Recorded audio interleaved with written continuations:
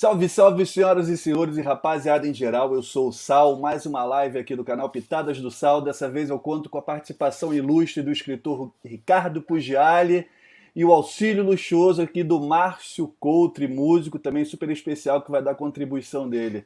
Salve, rapaziada! Olá, boa tarde a todos, obrigado pelo convite, Sal. Fala, Márcio, tudo bem?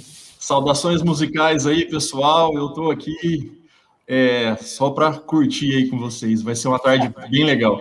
Vai ser sim, eu espero que sim. O Ricardo é um homem com altas histórias, assim, com convívio com uma galera bacana da música e tudo, apaixonado pelos Beatles, não tem como não ser gente boa, né? Daí ninguém é perfeito, ninguém é perfeito. Daí eu não tenho dúvida. Ricardo, obrigado. Eu falei contigo em off ali, mas quero deixar claro aqui para a galera que é uma honra e muito obrigado por você ter aceitado o meu convite. Eu sei que o meu canal é pequeno, mas é fiel. A galera que assiste aqui e tudo é uma rapaziada que gosta bastante de música. Não, deixa assim. Primeiro, eu jamais ia dizer não pelo convite, não só porque eu já sabia dos programas que você tinha feito, já tinha gostado. Segundo, que o meu amigo desse lado aqui, meu amigo Márcio, me falou, vamos fazer. E não tem tamanho de canal, cara. Eu vou crescer graças ao teu programa de hoje. Que legal, que legal. Eu tenho aquela vontade, assim, né? Como jornalista, como um amante de cultura, eu quero deixar a minha contribuição. Que daqui a 50, 60 anos a galera quiser saber um pouquinho da Jovem Guarda, além dos teus livros, do almanaque, o meu canal também sirva como fonte de consulta, ali, de pesquisa, para eu poder estar ali, ter dado a minha contribuição. Legal. Eu pretendo, então, assim, responder o máximo possível para rechear as pessoas com muitas informações que não se encontram nem nos meus livros.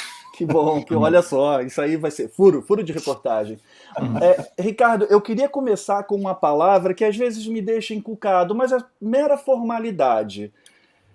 Jovem Guarda foi o nome do programa, né, da TV Record, lançado em 1965. Me corrija se eu estiver enganado, que eu às vezes escorrego nas datas. E anteriormente ele foi um movimento espontâneo que nasceu, né? O pessoal tinha uma galera em São Paulo que já fazia do subúrbio do Rio, ali de Piedade, da Tijuca e tudo. Mas ele, antes do programa, ele era mais conhecido como a Turma do Iê, Iê, Iê, que eu acho um nome péssimo, né? Particularmente. E depois, com o sucesso do programa, o movimento passou a ser chamado de Jovem Guarda. Porém, alguns artistas nunca se apresentaram no programa Jovem Guarda. Como é que fica essa questão? Assim? Que você, como historiador, como escritor, o que você acha disso? Aqui no Brasil começou com o primeiro rock and roll, né, que era exatamente Elvis, Chuck Berry, Bo Diddley e todos aqueles cantores, Paul Anka. Então a gente tinha, o que tinha no Brasil era rock and roll. Quando os Beatles chegaram, na verdade, quando chegou o filme A Hard Day's Night no Brasil, que ganhou o simpático título de Os Reis do Iê, Iê, Iê, que na verdade nós falamos errado, porque na capa do disco o acento é agudo. Os Reis do Iê, Iê, Iê, porque os Beatles cantavam She Loves You, Iê, Iê, Iê. Exatamente. Então, o nome do disco é Os Reis do Iê, Iê, Iê. Então, a turma que começou a fazer esse tipo de música acabou virando a turma do Iê, Iê. E na revista Intervalo passou a ter uma coluna chamada Cantinho do Iê, Iê, Iê. Ou seja, virou o nome. E acabou que Jovem Guarda, realmente, o programa, ele acabou sendo mais do que o programa, ele virou um movimento, entre aspas, né? E sim, muitos artistas não se apresentaram no programa Jovem Guarda, mas eles fizeram parte daquele momento musical chamado Jovem Guarda, que existe até hoje. Então, eu só conheço um membro que esteve no programa, que estava na turma e que diz que nunca fez parte da Jovem Guarda. Quem é ele? Rosemary. Ela fala isso? Ela nunca fez parte da Jovem Guarda. Nossa Senhora. Eu tenho que apagar todas as fotos que ela está no programa, com a turma, nos filmes. Olha só, uma informação que eu não sabia, porque realmente ela está em foto, programa e tudo. Ela nunca fez parte da Jovem Guarda. O Rony, eu tenho certeza que não. Ele nunca foi no programa. Porque ele tinha o programa dele, né? Na mesma Record, com os mesmos patrocinadores, que a decisão foi: vamos fazer, se temos um rei nas tardes de domingo, a Hebe Camargo já tinha batizado o Rony Fon de O Príncipe, por causa do Pequeno Príncipe. Ele não é lindo que nem o Pequeno Príncipe? Pronto, acabou. E então era o príncipe e o rei, nada melhor do que fazer um ser contra o outro. Os dois nunca foram inimigos. Mas virou. Então o Rony Fon nunca foi no programa dele. E uma outra informação que de repente é legal: os Mutantes não se apresentaram no Jovem Guarda porque tinham, além de ter a mesma formação do programa, né, 2 garotos e uma garota, eles queriam que os amplificadores aparecessem no palco. E o Carlos Manga, não existe amplificador, não existe nada aqui, nada. Então, o que o Rony Fon fez? Venham para cá, meus queridos, e batizou o conjunto de Os Mutantes. E ele que deu o nome, né, à banda. Ele que deu o nome, ele estava lendo o livro, né, e achou super legal. Porque Os Bruxos não tinha nada a ver, né? Vocês, para Os Bruxos... Não, é complicado. Vamos voltar então um pouquinho, alguns anos, para a gente falar ali sobre a figura principal, né, que foi o Roberto Carlos, que quando ele começou a carreira dele ali, a tentar a carreira dele musical no Rio, final dos anos 50, ele não tinha nenhum pendor ao rock and roll, artisticamente falando. Né? Ele não era um estilo de música que ele ouvia muito e tal. Claro, aí depois, com o surgimento do Elvis e tudo, ele passou até a gostar. Acho que o envolvimento dele com o Erasmo também facilitou esse encontro e a oportunidade de apresentar um trabalho no Clube do Rock, né, do Imperial. Você conta um pouquinho desse período pra gente, para dar uma ilustrada? Quando ele chegou no Rio. Primeiro ele morou em Niterói, depois ele foi para ali para perto do Meyer, né? Ele foi pro Lins.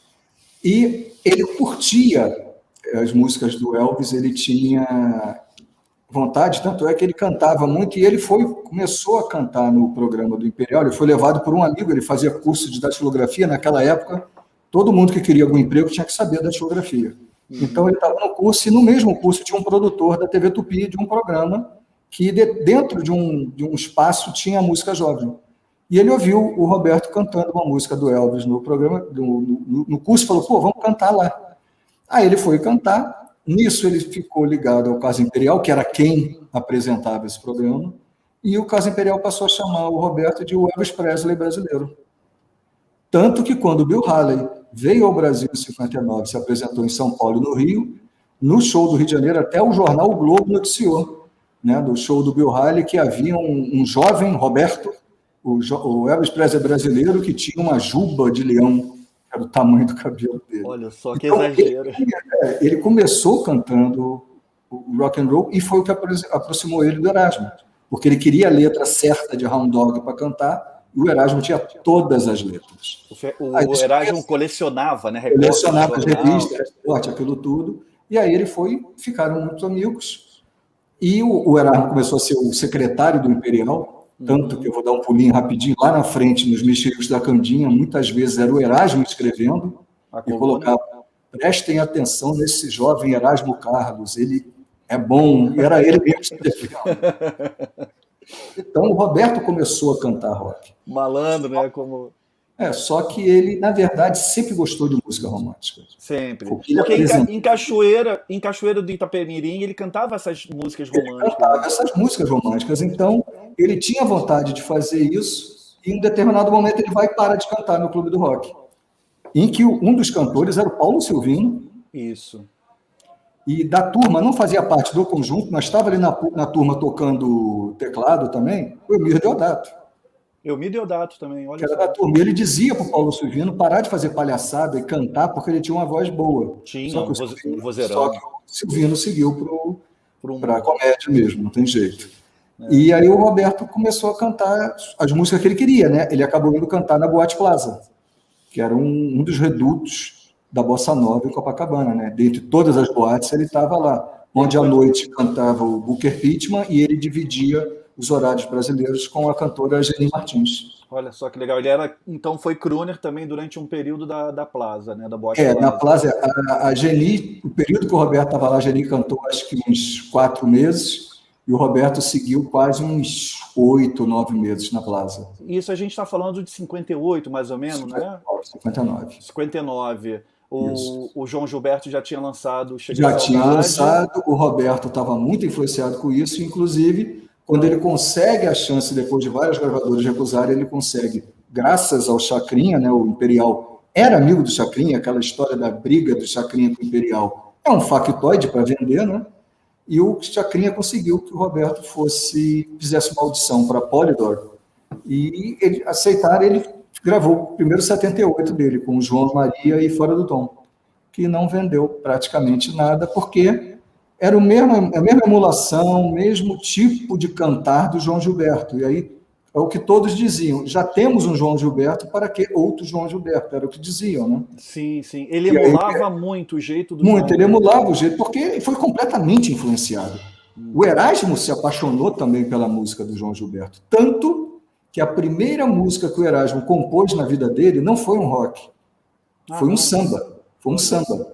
Era um samba chamado Maria e o Samba, que o Roberto cantou na boate e o Erasmo foi lá assistir, teve que pegar o paletó do porteiro, que não podia entrar sem paletó, ele entrou de paletó para ouvir a música dele, e que eu, por muita sorte, aquelas coisas do destino, descobri a letra da música, ele não sabia mais a letra, e eu mandei para ele.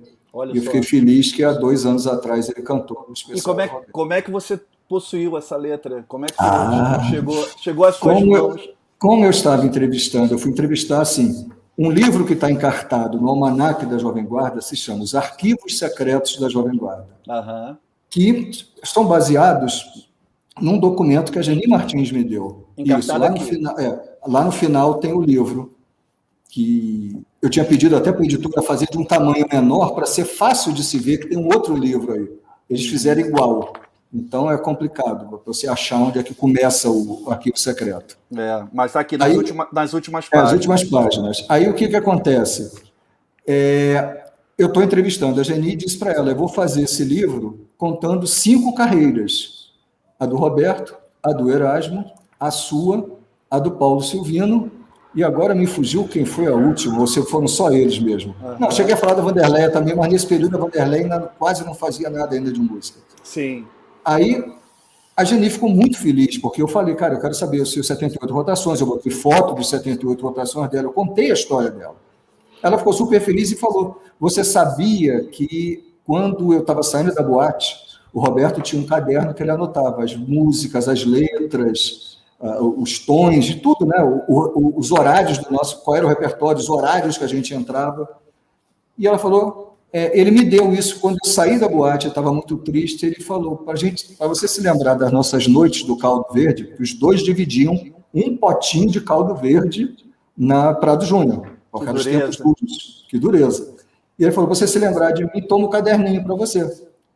E aí a Geni falou, então faz uma coisa, toma o caderninho para você.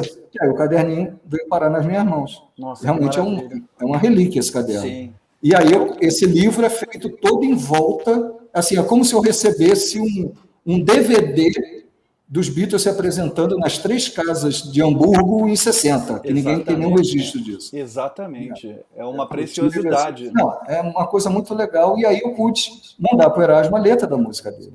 E fora outras histórias que a Geni me contou, e tudo aqui da lance das boates e tudo, era muito legal. Então, deu para fazer essa não é nem pré-Jovem Guarda, né? O pré-rock and roll do Roberto. E aí depois, o Paulo, ele já não estava mais com o Imperial, quando o Imperial vê, aí arrasta o Roberto da boate, acabou também o período dele, e aí o Imperial consegue o contrato na Columbia, que depois se tornou CBS, que hoje é Sony Music. Daí ele gravou mais alguns 78 rotações, chegou a... Ele fez um 78 pela Polydor, que não vendeu nada. Na Columbia, antes do primeiro LP, ele gravou um 78, que não está no LP, que era o Brotinho Sem Juízo, que era uma música baseada na Nara Leão. Tá. O Imperial fez... Essa do Imperial, tá? O Brotinho Sem Juízo é do Imperial.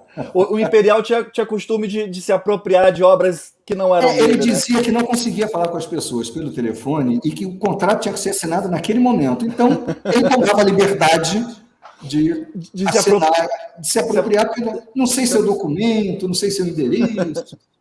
Então, tá Não bom. te achei, te liguei, não te Achei. E encontrei. depois vinha com a famosa frase: se você não gostou, me processa. Me processa. Típica do Imperial. Tipo imperial. E aí o Roberto enveredou na Colômbia, onde já existia um cantor jovem que era o Sérgio Murilo, porém o Sérgio Murilo começou a fazer muito sucesso na América do Sul e se ausentava muito. E, ao mesmo tempo, começou a fazer faculdade de Direito. Com isso, abriu um espaço que a gravadora chegou. Vamos pegar esse que está aqui todo dia e colocou. Porque você falou do primeiro LP ali também, né? O primeiro LP que o Roberto meio que renega, né? Não saiu naqueles box que ele relançou, remasterizado e tudo. A própria gravadora não sabia muito bem o que fazer com o Roberto. Tanto é que aquele álbum, além de não ter a foto dele na capa, só tem o nome e uma foto genérica, né? Que pertencia a um álbum gringo, se não me engano. Ele tem rock, tem tudo. Samba canção, tem tudo, Foxtrot, né? Tem tudo. Parecia aqueles pau de sebo que lançam várias bandas para ver qual que vai acontecer, né? Porque assim, o Roberto ele tinha a versatilidade de cantar qualquer um desses estilos, né? Mas o que o Roberto mais abomina nesse disco, primeiro, não ter a foto dele na capa. Isso para ele foi mortal. Mas logo a primeira música, quando ele está gravando, ele sabia que ele sobretonou, ele errou na hora que está cantando. E ele pediu para regravar. Várias vezes já, o primeiro disco, garoto, moleque, pedindo para... E aí chamaram, se eu não me engano se era o Tito Madi que estava lá, algum desses grandes estava no estúdio, e acho que era o Maestro Astor que estava produzindo, e falou, o garoto está dizendo que errou, que isso aqui, eu falei, não, isso não está errado. Tá bom, saiu o disco. Assim que o disco sai, a única música criticada pela imprensa foi essa, o cara abre o disco cantando errado. O Roberto ficou uma fera, né? Ele desde o começo estava certo. Ele tem um ouvido absurdo. É isso que eu, às vezes, eu gosto do Roberto, principalmente da obra dele até 75, 76, eu ouço até hoje, e ouço bastante, por sinal. Posterior a isso, não muito. Mas uma coisa que eu sempre falo para as pessoas é o ouvido do Roberto. Ele tem uma voz pequena, mas ele é extremamente afinado. O Márcio ali, para dar a contribuição dele, porque ele está falando muito, poderia, como músico, até falar sobre isso, né? A importância de um cantor afinado, né? De ter um bom ouvido. Eu acho interessante também. Eu também tenho os discos do Roberto, não tenho esse primeiro, mas eu tenho a partir do Splish Splash, eu tenho todos da década de 70 e alguns da década de 80, e assim, alguns deles eu herdei dos meus pais, né? Os discos. E realmente, assim, o Roberto sempre foi uma afinação fantástica, né? Uma precisão de afinação. Tanto é que a facilidade que ele teve, assim, de crescer na carreira rápido, né? Porque tinha outras pessoas envolvidas junto com ele ali. Inclusive, é interessante a história que o Ricardo contou, do começo ali do movimento, que o rock and roll ele esteve presente no Brasil, assim, pré-Beatles, digamos assim, né? Sim. Porque esse movimento desculpa eu estar fugindo um pouquinho do assunto e voltando no que o Ricardo falou. Mas tá no tema. Eu acho muito legal esse show do Bill Haley em The Comets, inclusive tem no YouTube, se o pessoal pesquisar. Cara, o movimento no aeroporto ali foi praticamente uma Beatlemania, assim, foi uma coisa muito, muito louca, assim, o que foi. E foi nesse contexto que o Roberto conheceu o Erasmo, né, igual o Ricardo falou, que ele precisava da letra do Hound Dog. Enfim, e o Roberto é o que aí todo mundo conhece, né? É o rei. É o rei, como você voltou ali um pouco, Ricardo me ajuda, mas o primeiro rock gravado no Brasil foi Nora Ney, né? Ela fez uma versão do Rock Around the Clock. Do Bill Haley. Bill Haley teve também. Calbi Peixoto gravou em português, né? E não, ele gravou em inglês também, nos Estados Unidos era o Kobe John. Kobe John e Ron Colby, eram os dois nomes que ele usava. Sim, acho que aqui o rock que ele gravou em português foi, se não me engano, Rock em Copacabana ou algo parecido. Foi exatamente isso. E tem uma coisa, também teve o Carlos Gonzaga, também foi um dos primeiros a cantar, cantando versões do Little Richard. E Celi Campelo. Sim, mas de aí um pouquinho. A Celi e o Tony vieram logo em seguida. E o que acontece, Mas é antes do Jovem Guarda também, né? Antes pré-Jovem Guarda. Quando nós vamos chegar no programa Jovem Guarda, eu vou dizer o convite que foi feito para Ciri Campelo. Aqui no Brasil não teve isso, mas quando o Bill Haley foi na Inglaterra, mais ou menos na mesma época, assustou os fãs. Por quê? Por quê?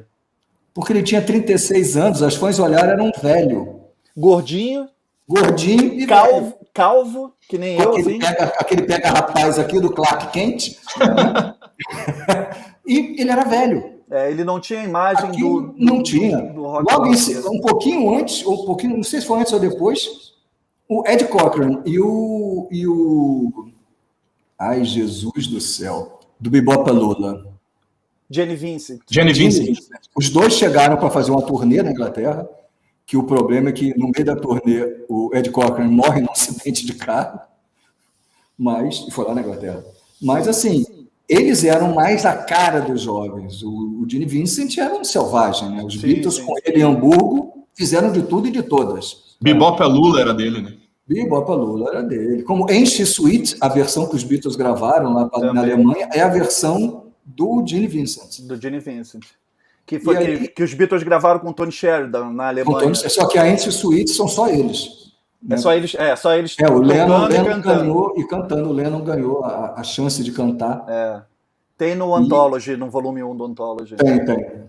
Só que não é a versão que eu gosto, porque ali a bateria está dobrada. Foi uma regravação. A legal é a versão com a bateria mesmo da época. Vou abrir um parênteses, que eu adoro abrir esse parênteses. Claro. As pessoas criticam a beça, o Pete Best, pelo estilo dele tocar, porque ele era fraco, porque ele não criava.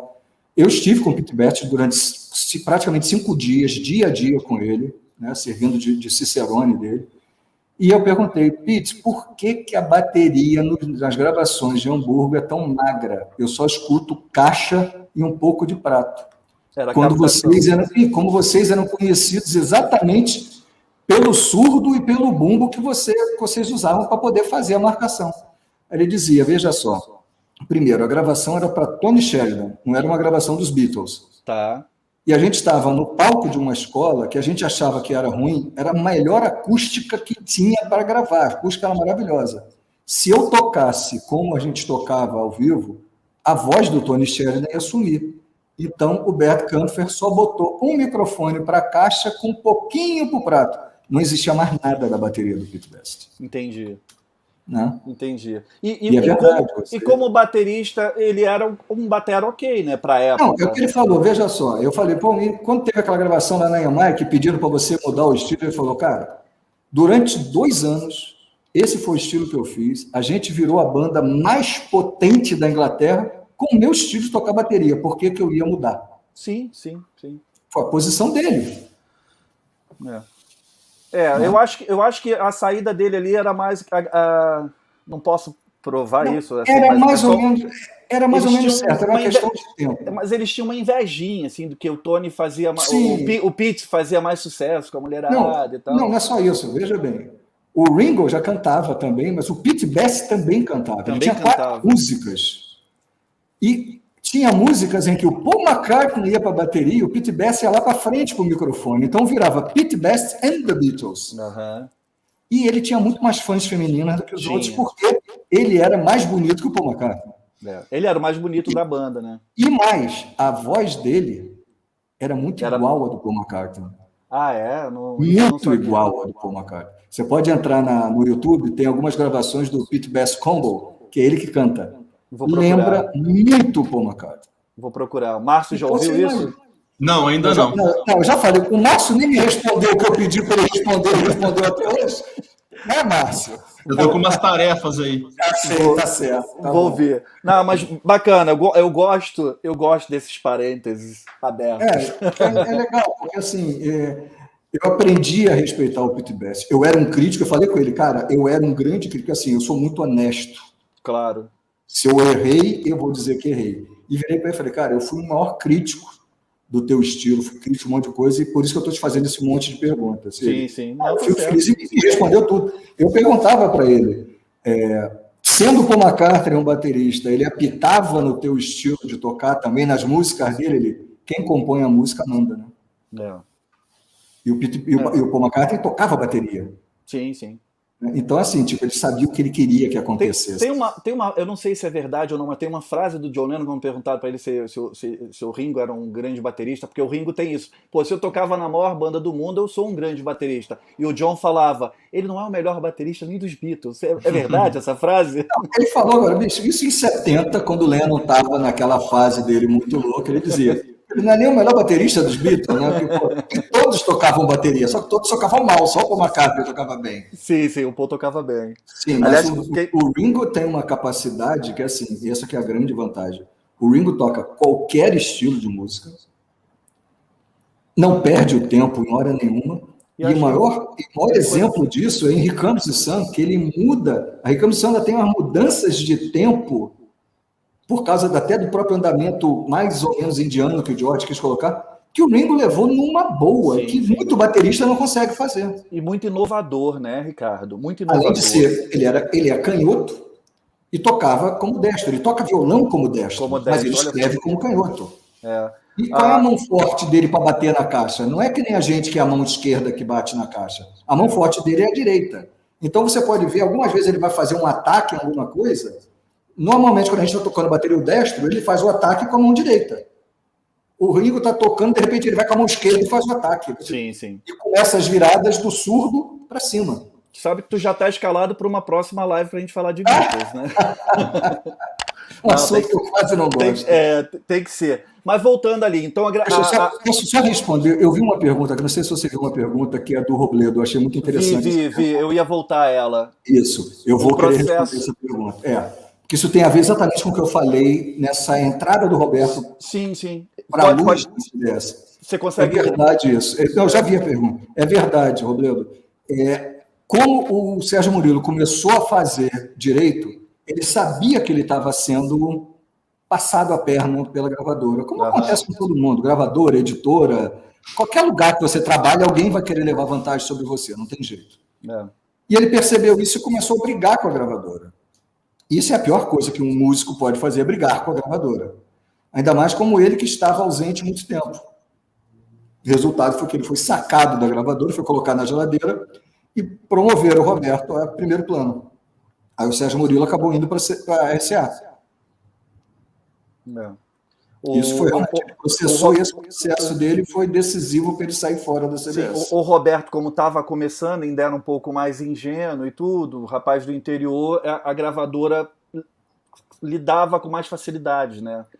Criava menos problema, pelo menos. Agora, a grande vantagem é o seguinte, né? A partir já do disco Split Splash, ele já usa 2 bandas para acompanhá-lo, já usou menos a orquestra da casa, e depois ele passou a usar os Youngsters, porém usando o baixista do Renato Seus Blue Caps. O Paulo César Barros era o baixista oficial dele, sempre, como foi o baixista nos anos 70, nas excursões. Paulo César Barros é um monstro, né? Sim. Então, ele era o baixista dos discos do Roberto, e a maior parte dos discos eram divididos. Algumas músicas Renato Seus Blue Caps, mas depois era muito The Youngsters. Depois é que o Roberto fundou os RC3, RC4, 5, 6. Entendi. Foi crescendo. O Patrick da Vintage Music, assim, vou aproveitar e falar, Sal, meu sonho, aí não podia deixar de fazer, né? É entrevistar o Ricardo. Faz essa ponte para mim. Tá feito, depois você entra em contato com o Ricardo ali, que o Ricardo é um querido. Quem faz essa ponte sou eu aí, o empresário do Ricardo das lives aí. Porque ele entra em contato comigo. Tranquilo, Patrick. Um prazer, cara. Vamos. E o Flávio curtiu a ideia, ó. Ótima ideia, fazer uma live falando sobre os Beatles. Os Beatles não adianta. Daqui a pouco as pessoas vão começar a falar. E a Jovem Guarda? E a Jovem Guarda ficou para trás.